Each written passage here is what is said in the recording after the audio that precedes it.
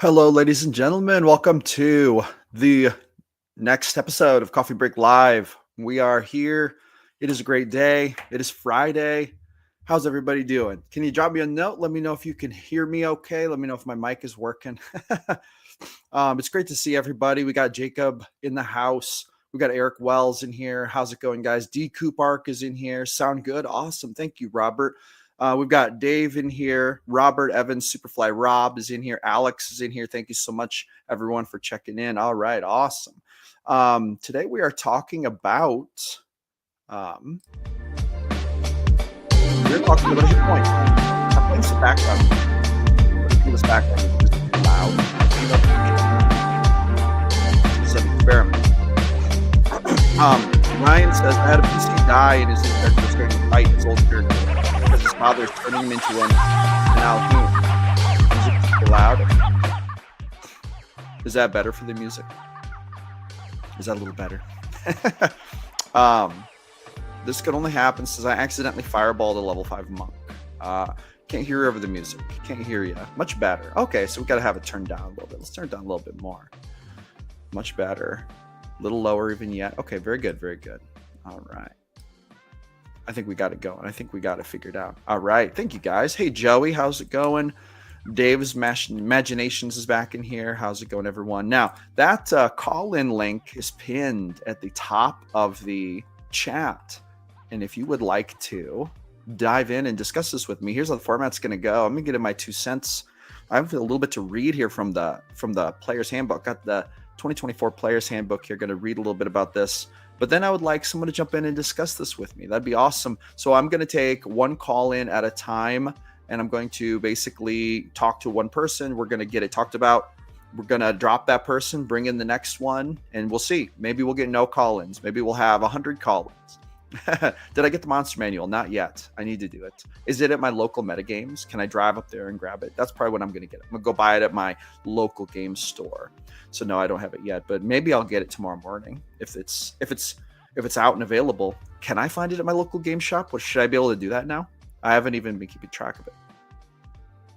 Probably my local game store has it early. Well, maybe, but maybe it's available everywhere. All right. Let's dive into this.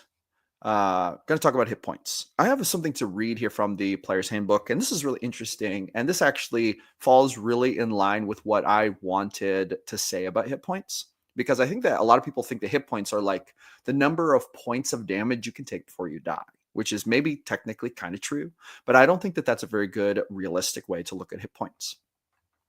Uh-oh, fire drill, says John. I'm sorry, John. I'm glad it's not a real fire, though. That's a good thing. All right, so hit points. Hit points represent durability and the will to live. According to the official D&D Player's Handbook, creatures with more hit points are more difficult to kill. Your hit point maximum is the number of hit points you have when uninjured. Your current hit points can be any number from that maximum down to 0, which is the lowest hit points can go. Whenever you take damage, subtract it from your hit points. The hit point loss has no effect on your capabilities until you reach 0 hit points. If you have half your hit points or fewer, you're bloodied, which has no game effect on its own, but which might trigger other game effects. High key, I think that bloodied was an awesome ability that was more popular in 4th edition, but I think they should bring it back. And I think that maybe player characters should get bloodied abilities. But anyway, read my Discord comment, John. I'll do that, actually. All right, let's go to some Discord comments here, because we had a few comments in the Discord. Keep in mind that call-in line is open. You can click on that StreamYard link, jump in here, and chat with me about this if you'd like to share your opinions. Before I jump into the Discord comments, so I'm just going to give my 2 cents about it. Here's what I think. I think that thinking about hit points as just like, this is how much damage I've taken. I think that this is not the right way to conceptualize hit points. I think hit points become way more immersive, way more realistic when you think of it like this. Hit points represent a lot of things. They represent stamina. They represent being out of breath. They represent fatigue. They represent physical damage. They represent all of the energy you expend trying to avoid physical damage. So the way I think about it is this. Let's say someone swings a sword at you and they hit you technically. They beat your armor class, but you're at full HP. They roll 12 damage. So you take 12 damage.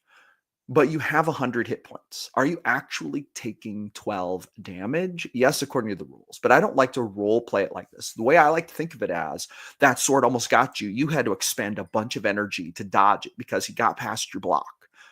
So you have taken 12 points of damage, but you have no blood on you. There's no cut on the body, right? Or maybe he slams into you and it doesn't get through your armor, but you do get fatigued from the blow. Here's how I think about it. When you take so many blows that you get to half HP, so you're bloodied, the first hit that takes you below half, that's the first one that draws blood. And now you're tired enough that when you're getting hit with hits, they're actually getting you and drawing blood. So if you're going to do things like decide on where exactly wounds are happening, like if you're going to track wounds on your physical body parts, like, oh, did it happen on the leg? Was it on the arm? You'll do this after you fall below 50% HP. This is how I believe it would go best, in best case scenario, most realistic. That's just what I think. All right, I'm going to go to some Discord comments here, and then we're going to come in here and read some of this chat. With that being said, keep in mind that join link is pinned at the top of the comments. You can jump in here and join me. This is a call-in episode, so feel free to jump in and discuss this with me. Keep in mind that I'm only going to bring in one person at a time, so if you have to wait just a second, that's all right. All right, let's go to the comments. So John Haney had a comment in the Discord and said, hit points are more than just how much blood is left in your body. If that was all it was, it shouldn't increase as you level up. It has to do with how efficient you are with your energy and stamina, your mental toughness as you take hits, overall pain tolerance before you black out, sense of conviction in what you're trying to accomplish, and overall grit. That being said, HP is still generally way too high in 5e. I like Shadow Dark's HP system better. That's what John Haney said. So I agree that the hit points getting higher and higher and higher does get kind of problematic and zany. I find myself feeling like every creature should have 100 hit points, and this is more difficult to hit. That's what I think. Like, I think everything should have 100% of hit points. The first 50% should represent fatigue. When you fall below that, you start taking actual damage, and then it's a percentage of your health instead of hit points. I think that would be the perfect system, to be really honest, but that's just me. D. Coupark says, I think it's high to appease people who like dealing with big numbers, making it feel like the stakes are higher as the numbers get larger. The way Daggerheart hit points, it feels a bit iffy to me. Like, no matter how much you try to hit for a big number, the most you can take away is 3 hit points. I have no experience with Daggerheart, but that's what D. Coupark had to say about it. All right. Now, with that being said, let's go back into the chat here. We're going to grab some of the collective wisdom of the chat. Keep in mind, you can join the chat if you'd like. This is a call-in episode. StreamYard link is pinned at the top of the comments. Feel free to click on that and jump in here, and I will let you into the room, and we can chat about it. Eric Wells says, I'm curious if any will make the claim that hit points don't matter. I know some more cinematic systems use other ways to track life or death, but at the end of the day, they are all just hit points. I don't think they don't matter. I think hit points do matter a lot. How else are you going to track whether or not your creature's still standing? So I do think they matter, high key.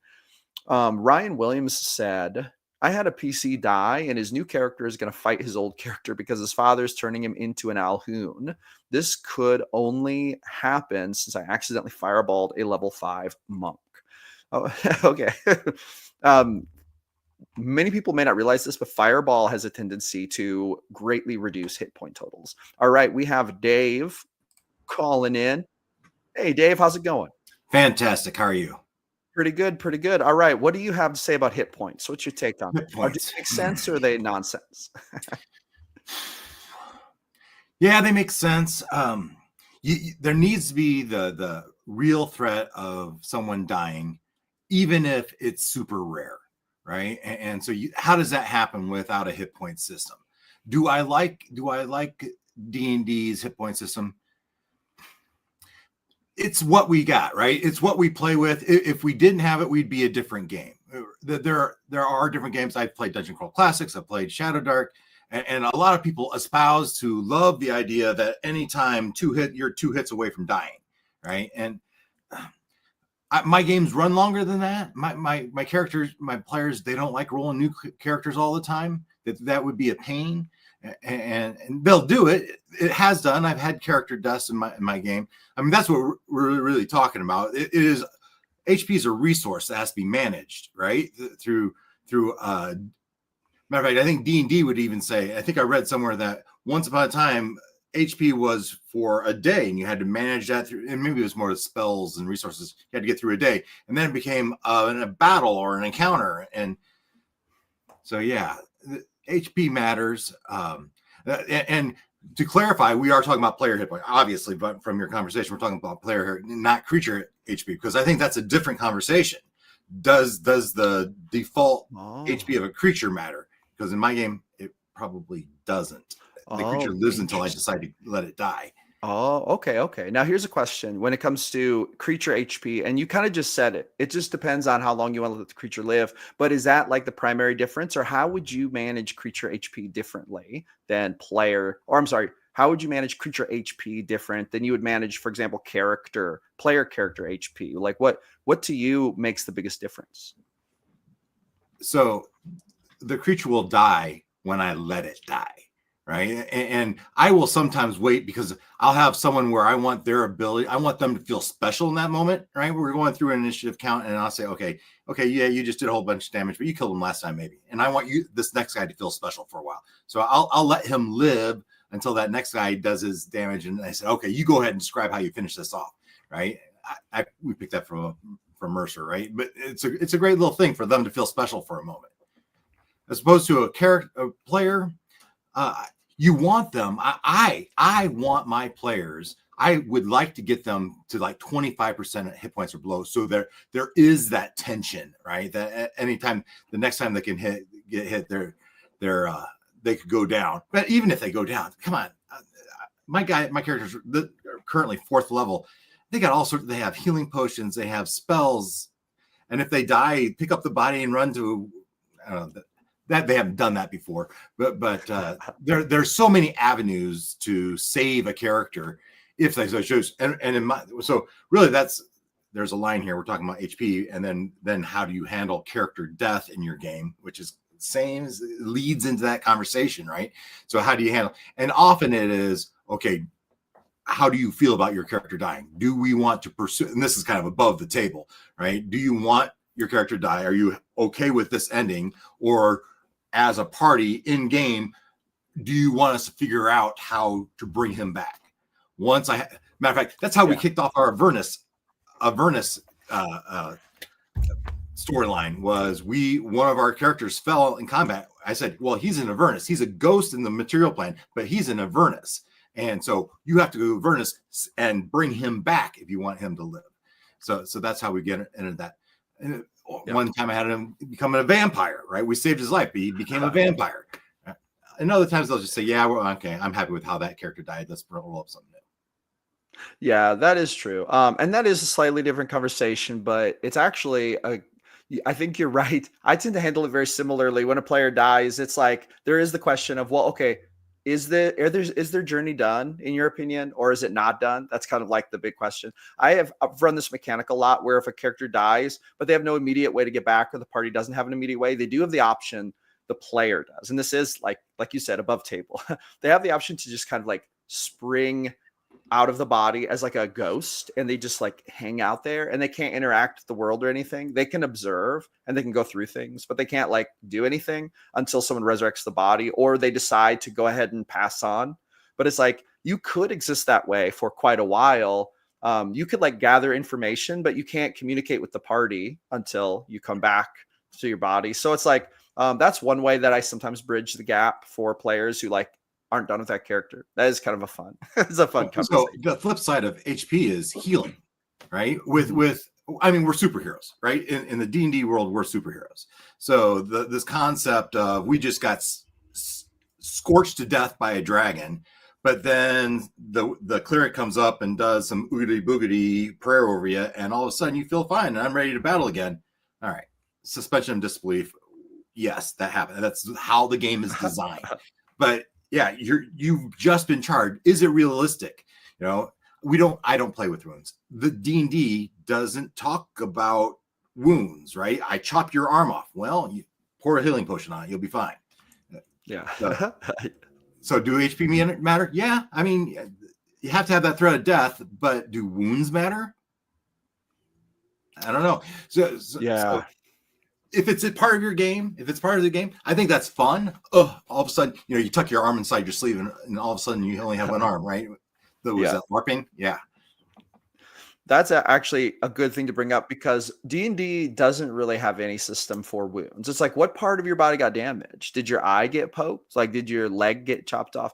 And so I kind of think that is I almost have a bigger issue with that than I do hit points in general, in any sense. Like, and I used to, sometimes I'll do this thing where it's like, I do like a wound tracker. It's like, manage the body parts. It's like 1, 2, 3, 4, 5, 6, and then they just roll a 6-sider. And then it's like, which part of the body got wounded, and then how many hit points were applied to that. And then, like, I've done that. I don't do that nowadays very much, unless it really matters for some reason. But it's actually not. That's actually, I think, kind of a big blind spot. And I do understand it's like, well, but that's a lot to track. Like, and then that's a lot to manage. I do get that, but that's way more problematic. I think that we don't have that like as a common run thing in D&D. I think that's a bigger problem than hit points are, by any stretch of the imagination. Maybe that's a potential house rule: is if you die, instead, if you didn't want to live, you're just going to take some sort of disabilitating. That's right. Like debilitating. Right? You lose an arm, you're deaf, some massive scar, some stat gets reduced. Maybe that's a house rule that could be played. It totally could. But coming back around though to HP, and then actually managing monsters a little differently. So, fudging monster HP, this is sometimes something I would say we game masters do for the moment. Sometimes it's like adjusting on the fly. It's like, oh, they're really steamrolling these monsters, we got to beef them up just a little bit. Or it's like, these monsters are actually too powerful. This is going to be no fun. It's going to be a party wipe, and it wasn't intended to be that way. They weren't even intended to be this powerful. So we're going to adjust it a little bit. Now, some people compare this a little bit to fudging dice rolls. It's sort of like rude to the players or disrespectful to the players to fudge those things. But I do think also people think differently about fudging HP and dice. On one hand, if you fudge dice, it's almost like dirty. But it's like, if you fudge HP, then it's like, no, I'm balancing. Like, I'm actually balancing. So it's a little different. What are your thoughts about that? Do you think they're different? I roll out in the open, so I don't usually fudge dice. But I absolutely, if I also have a time management, right? We play for 3 hours, 6 to 9 on Thursday nights, and if it's 8:30 and I want this thing to end, all of a sudden my monsters are gonna die in the next round, right? Or something's gonna happen. Yeah. So I do that all the time. I rarely fudge the dice roll. My players, they're not D&D geeks. They don't have all the monsters memorized to know what they can and cannot do. So I can make up stuff on the fly all the time. So I guess I'm lucky in that. Yeah. I always find that for my party tends to run like really dangerous. Like, they tend to steamroll everything. Like, even so, usually monsters that I put out there straight from the monster manual, I almost always have to give them more hit points, or they're dead before they get a second attack. Usually, more often it's I'm beefing up their damage. The monsters do so that they can even feel it. The characters, like I said, I like to get my characters at 25% level so that they feel some threat. But so. That's my thought. Heck yeah. Well, just to remind the chat, this is a call-in episode. Link for joining is at the top of the chat. But we're going to go ahead and, Dave, you're the only one who's called in, and we're hanging out. If you want to hang out with me and talk about some of these other comments, that could be a cool thing. I'm going to read some of these comments. Let's react to some of these. So Ryan says, would the shadow allow for other women? I gotta scroll up. It's a little hard to separate the ones that are relevant to HP from the ones that aren't. Let's see here.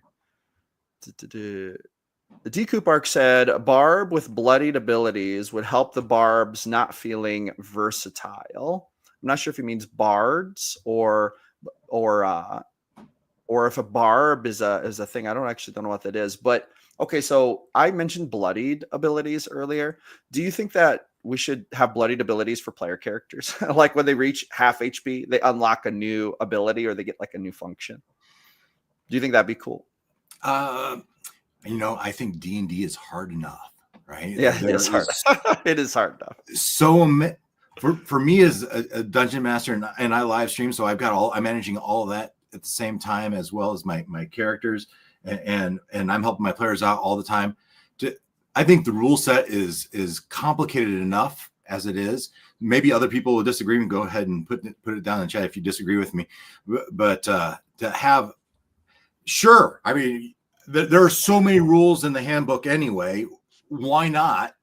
But I would rather run a more simple game than a more complicated game. Now, Yeah. I would like to have, and I do, right? We all as dungeon masters have the ability to do whatever. We are the gods, right? We can say, we just chopped off your arm, sorry, right? Yeah. But we don't, out of respect, because our players will whine, right? So we don't do that, but we could. We could just do that on the fly if we wanted to, but we don't, because it's not really in the rule set. Yeah. I think it would be kind of cool if like every class had like, an option. Like, you're breaking up a little there. Did I what now? You're breaking up for me at least. Oh, was I? Okay. Let's see if it fixes it. I think that's good now. Am I good now? Okay, awesome. I kind of think it would be awesome if like it might be kind of cool if every subclass got like 4 different options for bloodied abilities you could choose. It could be like a reactionary thing, like I don't know, like a healing surge or something. Anyway, it is kind of complicated though. Into the Wind made a comment that I think is kind of good. PF2E has an optional stamina rule that separates when characters are simply getting fatigued from fighting versus when they start taking real damage. This is kind of what I was talking about earlier. I think this is more realistic because HP isn't always you lose hit points because you had blood drawn from a hit. It could be that you're expending energy, that you're running around, that you're getting winded, you're like losing some of your momentum. And so PFE2, what is that? PFE? Pathfinder 2nd edition. Oh, okay, that's what that is. Oh, interesting. I have not played Pathfinder 2nd edition. Let's see here. Eric Wells says, I'm curious on the thoughts of those who think hit points don't make sense. Go ahead. I'm looking at that Into the Wind also. I don't know what you were reading above or below, but I would love to hear more on this. HP isn't the only way to track how long until a character dies, nor the only way to ensure they don't die too often. Now, based on the next comment where you said Pathfinder, okay, that's a different game. So, but in the D&D realm, which we typically speak of, right? What other mechanisms are you thinking about there, Into the Wind? I'm really kind of curious what that might be. That could be something else to consider. Stamina, but what is D&D doesn't really have stamina.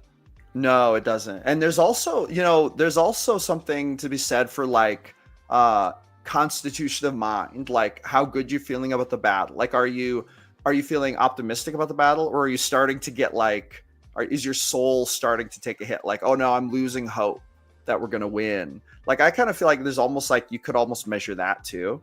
That could almost be a resource if you wanted to. I really wish D&D had morale checks. That's what it is, morale. I missed that, right? You had that in earlier editions. I've thought about instituting a morale check system for my Barren Lands campaign coming up, because they're going to be like out in the barren Arctic wilderness trying to survive. And so I think to myself, like, that's going to be very hard. And imagine this, like, okay, so they're going to have good berries, right? Because there's a ranger in the party. So it's like starving to death isn't really a danger unless the ranger dies. It's like, not that I'm going to target the ranger. Of course not. What do you think I am, a monster? So there's the good berries. But if you only eat good berries every day while you're in the Arctic wilderness, is this going to lower morale? I think that this is actually, I think it's a relevant question, because it's like, okay, we've been subsisting on one good berry per day for a whole month now. Is this going to hit your morale? Is this going to make you feel like this sucks? Like, if nothing else, this sucks. I kind of feel like a morale check. Would that have to be a session 0 conversation to have that rule in your game, though? Because someone could know. create a character with that in mind, that, oh yeah, we're going to go to the Arctic, whatever, and we're going to survive because I have good berries. Yeah. And then all of a sudden, a month into it, yes, but your morale's done. It's like, oh, your morale's down. Yeah. That actually might be better to have a session 0 conversation about, because that could be a feel bad. Because it's almost like introducing a currency that isn't a part of the game that nobody was counting on. And then it's like, oh, you're getting penalized for this. Well, but good berries are a thing that my character gets. It's a benefit of my character. And now it's minimized by this morale system. That is kind of, it could be a feel bad. I don't like things that make characters feel bad, like unexpected things. There are some things that are gonna, when you're a wizard and someone gets in your face with a battle axe, this is a feel bad moment usually. But it's gonna be a feel bad moment. Anyway. Let's see here. I'm getting lost in these comments. Yeah, man, everyone is saying some stuff. All right. I wanted to follow Into the Wind. Oh, wait a minute. Dirty Sock says, I think it shouldn't matter, but eventually, instead of this, you should a certain amount of hits. I think means take a certain amount of hits. So it's like how many times you get hit maybe versus the specific hit points. So that's something that I've thought of a lot too, but my issue with that is it almost feels too arbitrary, because a big, bad, well-placed hit from like a battle axe would be different than getting nicked with a dagger kind of thing. Like, I kind of feel like it makes sense that you would roll damage for separate hits. That's my thoughts on that. Into the Wind says, Traveler uses stat damage instead of HP. Warhammer has an HP pool that doesn't really increase, but get hit less often at higher experience levels. I kind of feel like the perfect HP system would be everyone is 100% HP, but as they get higher, they lose less XP. Because it almost feels kind of strange that it's like there's almost like no cap on it. Like everyone just keeps gaining more and more HP. It's like the power creep. I don't know. Power creeps... I always associate power creep with being an unsustainable thing. I don't know. It bothers me. The power creep bothers me a little bit. But you're only going to level 20 too. So like there is a cap. Cognosante says, I played a LARP for years using HP. They changed to a hit location system and no one wanted to play anymore. Hit points matter. Interesting. Dave, can you imagine LARPing and then when they track it by hit points, but then they say, now we're changing it to a hit location system. And I'm assuming that means if they hit your arm, you lose your arm, right? So you can't use your arm, which is actually maybe more realistic. That's the LARP I was familiar with. I've never done it myself. I've seen it played, and you hit you in the arm. All of a sudden, you tuck that arm behind your back, and you can't use it, right? Or they hit you like, was it Monty Python when they did that? Yeah, yeah. I'm still alive. It's just their torso. Did you ever play Razor Sharp with a frisbee? Like you throw a frisbee at each other, and then if it hits a part of your body, you don't catch it. You have to stop using that body part, and you keep playing until they remove all your limbs. Then you lose the game. Anyway, I could see how people think that's no fun with LARP. Get hit in the arm once, and if it's your primary arm, you're pretty much done for. Into the Wind says, Call of Cthulhu is one of the most brutal games. Surviving there relies mostly on not getting attacked, as even Great Cthulhu himself falls to a burst of 20mm cannon fire. Is that how it is in Call of Cthulhu? Does Cthulhu die to one burst of cannon fire? I've only played Cthulhu a couple times, and isn't it where they have like 3 different stat tracks, and then you're reducing those stat tracks on each of those? And that if any of those reach 0, there's like a consequence. I don't know. I've never played Call of Cthulhu, but that seems wild. That that's another thing with modern games. When you start introducing like any kind of technology, then like power levels of creatures or enemies get a little wonky. It's like, yeah, no matter how bad that big bad is, if you have the machine gun or the grenade launcher, it's like, are you really gonna be able to stop? Unless you're playing some kind of like superhero type type game where their people are literally super powered. But then that's a whole different thing too. This is partly why I think that modern RP games tend to get messier than like fantasy, because with fantasy it seems like all the technology level is kind of like controlled and capped at a place where it doesn't get crazy and out of control. This is why, in my opinion, I've had a hard time with like, I don't know if any of you have played any zombie survival tabletop RPG, but I always feel like zombie tabletop survival always gets really out of control because it always goes in one of two directions. Either the zombies overwhelm the party and it's a fast death, or the party manages to get enough firepower that zombies become a non-threat to them eventually. Have you ever played Dread? So Dread is a role-playing game where the party's health is a Jenga tower. And each time you hit, you draw a Jenga tile. And then once the tile collapses, somebody dies and there's a major consequence. I did that once in a D&D setting and it was a zombie apocalypse. Zombies were and so they're going around, and each time there's a hit, we pull the tile. Yeah. Now the problem with that is it becomes a dexterity thing. And is it really fair if someone isn't good at dexterity? But all in fun. So yeah, Dread is a lot of fun if you ever get a chance to play it.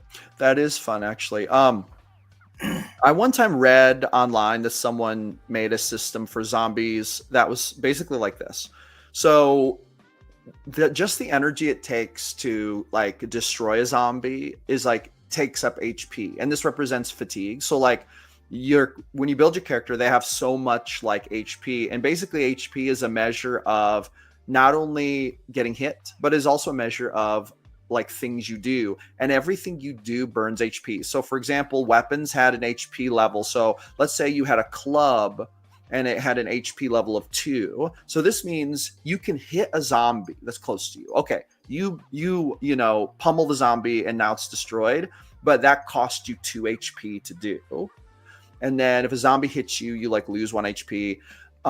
Using firearms did not cost HP. Instead, they cost ammunition. So you're like spending ammunition instead. But then if you, like, for example, maybe a smaller weapon, like a coffee pot, it costs 4 HP to kill a zombie with it, right? So it's like the better your weapon, the easier it is to kill zombies. But you still get to a point where if you have 1 HP left, basically means you're out of like stamina for fighting zombies, and all you can do is run.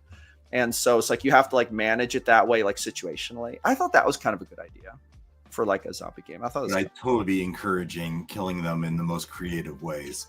Yeah, it would almost be like setting traps. So like rationing your HP, like spend the time digging the pit so the zombies fall into it instead. Alex Sorensen says, sadly, my mic doesn't want to work. What are your guys' thoughts on the massive damage rule from 3.5? Think it was you have a quarter of HP in a one shot or even half to make a con save or instant kill. I do remember that because I've played a lot of 3.5. I kind of thought it was a little dirty. I didn't really like it. And I never really observed it because I kind of felt like, okay, you take a massive amount of damage and that's going to hurt you anyway. And it felt dirty to like possibly kill a player over that. I still to this day think that that's kind of anything that kind of approaches that rule, I feel like is a little dirty for the players. Dave, do you have an opinion about that? No, I've never played 3.5. At least maybe I played in a con or something. I don't remember it, but so I don't remember dealing with that rule. Yeah, I always thought it was a little dirty. We'll have time for a couple more questions here, or to cover a few more comments. If anyone wants to jump in, now'd be the time. I'm gonna hang out for another maybe 4-ish minutes, and then I've got to bounce, get back to work. Stacy had quite a few comments here. I'd like to get into this. What is being taken into account for vast differences between those class types that typically have a high HP versus those typically having a low HP? Why would a certain class have more endurance or energy? HP seems to be necessary as a way to track a life source, to give some realistic feel, but sometimes the wide differences between classes doesn't always make sense. So that is kind of true because like a barbarian will have a lot of hit points, but then a bard will not have near as many. And it almost seems purely physical. That doesn't seem to be reflective of the will to live unless you factor in constitution modifier as like being the one there. But then a bard's class doesn't usually favor constitution because a bard needs to focus on like charisma, whereas you want to focus on constitution as a barbarian. So obviously it's got more hit points. But then again, if your character is very physically trained, it does seem to make sense that they would have a longer capacity for life when taking damage. I kind of think it checks out. I think there are differences, but I kind of think that they make sense. In the same way that generally your barbarian might have a lower wisdom save and be more susceptible to things like mind control than like your low HP wizard or your low HP cleric or something like that. What do you think about that, Dave? The disparity between different classes and their HP pools. I mean, and almost in 5th edition, classes have become so blurred, right? With the ability to multi-class, and almost every class has some magic ability anymore. So what is a class, right? And you're a barbarian, but you can also dip into bard, right? And so what is class anymore?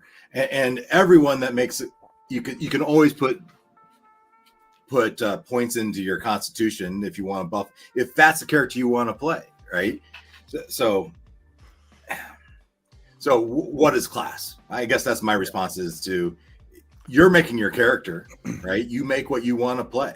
And if you want to have a lot of constitution, so is it the class that gives you your HP or your D? It is, right? Your hit dice, right? It's the class you take the level in determines what hit dice you roll. What hit dice you have. And then your con modifier gets added to it. So that's not a class specific thing, but whatever. And then sometimes a race like a dwarf, right? They can get a buff to their hit point calculation. I think they do. Some of them do anyway. Yeah. So yeah, I guess. I mean, your character. Yes, I think it is. Do we really want a wizard with a whole bunch of hit points? To me, that's not a wizard. A wizard shouldn't have a whole bunch of hit points. They should be frail, powerful and frail. That's, in my mind, that's the classic wizard. Yeah. And to me, it makes sense because the wizard's been training by reading books, not by doing push-ups, right? So to me, that's how I rationalize it. It's like, oh yeah, this wizard's been sitting in the library. Obviously, their physical fitness isn't going to be what like a fighter's would be, who's been out like lifting weights or whatever fighters do. Same with a bard, right? Yeah. Or a warlock, or whatever. Any of the magic-y races, classes. Kelf says classes having different HP or hit dice is based on how the classes are trained and developed. A wizard isn't out there training their body for combat since they're more likely to be ranged, but a fighter or a barbarian has trained their body to be more resilient to physical damage. True, a wizard could be buff, and that could be reflected in their con score, which does increase their HP. But then again, if you give them the boosted con score, they're going to suffer from either like they're going to suffer in their wisdom, which is kind of the one you want really. Oh, no, it's intelligence you want high for wisdom or for wizard. But then maybe also a dex score because that's going to impact their armor class. So if you give them the high con, are they going to have a low intelligence? Then you have a wizard who can't cast like. But what a fun role playing, right? That's true. That's true. You know, so trade-offs, you may not be great in battle and may not be great, but that's a wonderful role playing. No, you're not wrong about that. You're not wrong. Kelf says definitely ability scores are a balancing game. You can't be good at everything, and that's true. Imagine that like a wizard, and you max out like strength and con, and then like charisma's your dump stat, which charisma's usually a dump stat anyway. But then you have like moderate to low intelligence. So the wizard isn't super great at spellcasting, but when they swing a sword, they actually deal a relatively high amount of damage. That's kind of a fun idea. I love the idea of a battle mage. I think it's fun. It would be fun to have wizards wearing armor and using weapons and only using spells in little ways. But then it's like, then they're not getting things like, they're not getting the things that fighters get, stuff like action surge. So it kind of hurts them a little bit. But anyway, it is for flavor though. It's for flavor. All right. Well, hey, everyone. Thank you so much. Dave, thank you so much for jumping on with me and hanging out. I really appreciate it. Awesome call today, everyone. Had actually at one point, I think 33 viewers, which is super cool, super awesome. That's very close to the record. I think 34 is the record. So we're getting back into it. I had to take almost a week off for being sick. So I'm pretty happy that it's kind of got back up after that. But there's not going to be any normal lives this weekend, but I am going to say that tomorrow morning, 7 a.m. Central Standard Time, so quite early, John Haney, myself, and at least a couple other people are going to be jumping in a live call to debate good versus evil. Can you measure good and evil? What do they even mean in the context of D&D? So it's going to be a little bit of game discussion, but also maybe a little bit of real life morality mixed in. So it's going to be a fun discussion. So you can watch that live, or you can watch it after the fact, but that's what's going to go on tomorrow. And aside from that, it's going to be business as usual. Be picking back up Coffee Break Lives at 1 p.m. Central Standard Time on Monday. And with that being said, I appreciate everyone for showing up. Roll some D100s for me at your next game. Thank you very much, Dave. It's always a pleasure talking to you. Yeah. Pleasure having you. All right, everyone. Have a great rest of your day. All right. Take care.